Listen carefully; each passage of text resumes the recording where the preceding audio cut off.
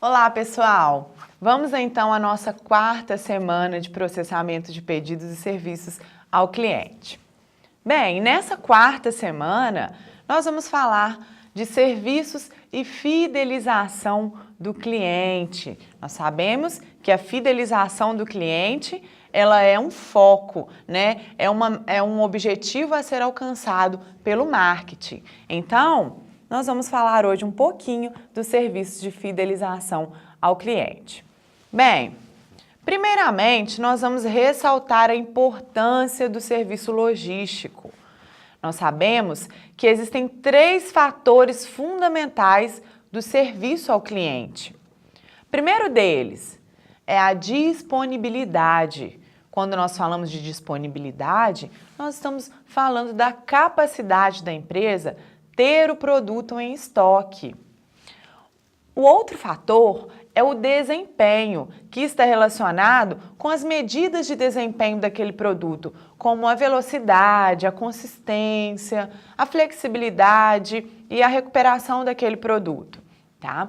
E o outro fator é a confiabilidade ou a assim chamada competência daquele produto, que está relacionado à capacidade da empresa executar os seus serviços dentro do prazo de entrega que é esperado pelo consumidor.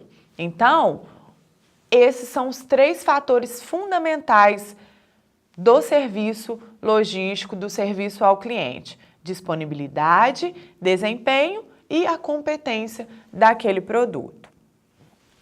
E aí, nós observamos que hoje há uma tendência dos gerentes logísticos deixarem de lado os serviços ao cliente por acreditar ser uma atividade especificamente do setor do marketing. Mas é preciso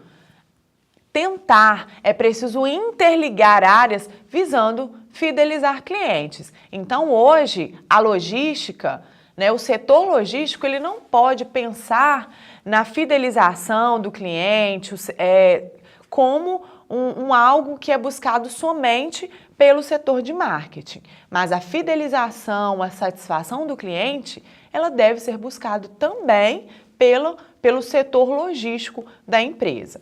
Tranquilo?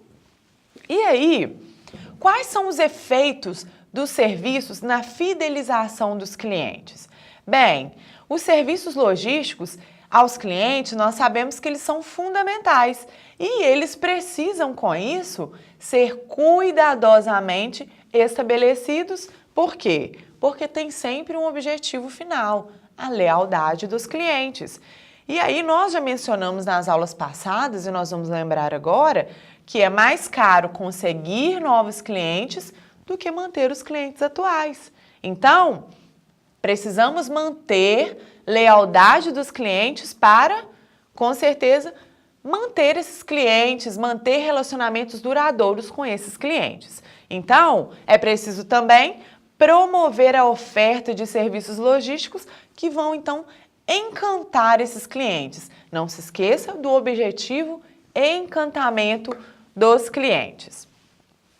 Para que isso seja alcançado, é importante que sejam mensurados os serviços, ou seja, os serviços ao cliente, eles podem ser igualmente medidos em termos da cadeia da atividade logística. E aí, entre as mensurações mais comuns do desempenho, nós vamos citar algumas. A primeira delas é o processamento de pedidos, ou seja, tentar mensurar tempo mínimo, tempo máximo e o tempo médio de processamento de pedidos, quais são os percentuais de pedidos processados no prazo determinado, né? Quais são os pedidos que não foram atendidos dentro do prazo determinado. Além disso, é possível tentar medir a acurácia na documentação dos pedidos, ou seja, a quantidade de documentos de pedidos que tiveram erros, ou seja, quais são os documentos de pedidos que estão contendo erros. Da mesma forma que também tem como mensurar o transporte, qual foi a percentagem de entrega dentro do prazo estipulado? Quais foram os pedidos que foram entregues na data estabelecida? Quais foram os danos e reclamações de prejuízos, como, por exemplo, a percentagem do frete, né? Da mesma forma que também é importante mensurar a disponibilidade de produto em estoque. Então, neste caso, nós podemos citar a percentagem de artigos em falta no estoque, ou seja, quais artigos que estão faltando no estoque, quais são os pedidos que têm sido atendidos completamente, qual é o percentual médio dos itens de pedido em atraso. São todas informações muito importantes para que o serviço ele possa ser oferecido da melhor maneira possível para o consumidor.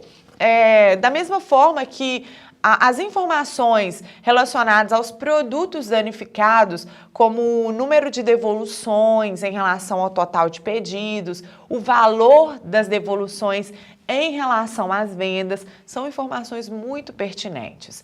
E aí, por fim, a gente pode citar o tempo médio de processamento na produção, né, ou no armazém, ou seja, qual que é o tempo mínimo, o tempo máximo e médio de processamento dos pedidos. Todos esses fatores, eles podem ser mensurados para que esses serviços, então, eles sejam ofertados de maneira eficaz. Mas quando nós estamos falando, né, dos serviços, nós precisamos atentar que nem tudo sai como planejado, né, gente? E aí, quando nós estamos falando disso, nós estamos falando das contingências que ocorrem durante a prestação de serviços. E nós podemos citar duas contingências muito comuns que ocorrem e nós precisamos saber delas. A primeira dela é o recall, ou seja, é um processamento gratuito pelo qual o fornecedor ele vai informar ao público ou eventualmente convocá-lo para sanar os defeitos encontrados em produtos vendidos ou serviços prestados. E aqui nós vamos citar o exemplo de comunicado de recall aos proprietários do veículo Volvo C30 no ano de 2011. A Volvo, né, ela convocou, né, comunicou, na verdade, aos proprietários sobre um erro, né, e aí nós podemos citar esse exemplo, ó. Verificou-se em testes de engenharia a possibilidade de existir uma pequena trinca no lado direito do membro de apoio lateral no compartimento do motor em 17 unidades de veículo C30, ano modelo 2011. Então, como solução, o que eles colocaram? Será realizada uma inspeção na referida peça e, caso constatado o defeito, o veículo deverá ser substituído. Então, colocaram a data do início do atendimento e o agendamento. Olha, para verificar se o seu veículo está envolvido na presente campanha e agendar o serviço, entre em contato com o distribuidor Volvo Automóveis de sua preferência ou pela central de atendimento Volvo.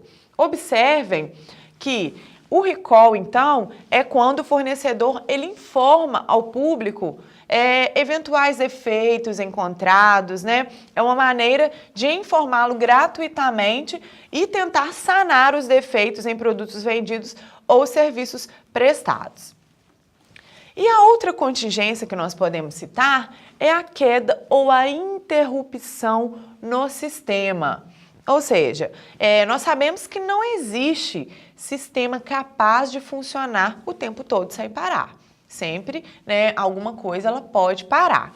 E aí, algumas interrupções do serviço, elas irão fatalmente ocorrer, tá, gente? E embora não seja comum gastar muito tempo criando planos de contingência, algumas ações básicas, elas caem bem, né, para tentar aí melhorar a imagem da empresa perante essas quedas, essas interrupções. Como, por exemplo, apressar um grande pedido atrasado, né? É um tipo de contingência que pode aí melhorar a imagem da empresa.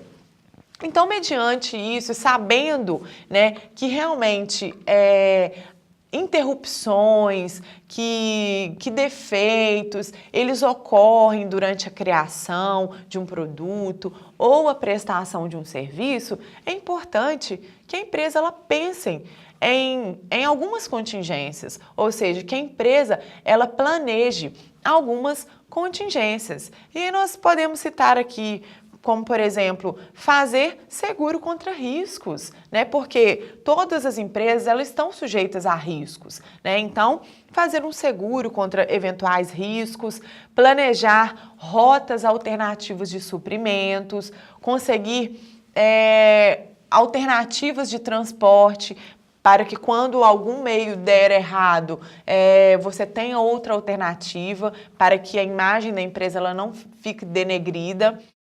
Da mesma forma também, elaborar respostas rápidas às mudanças da demanda. A empresa ela precisa planejar, né, pensar em algumas contingências nesse sentido. E também determinar estoques para situações de rupturas. Então, não se esqueçam, o planejamento de contingências dos serviços é muito importante para tentar sanar eventuais problemas, eventuais rupturas que podem acontecer.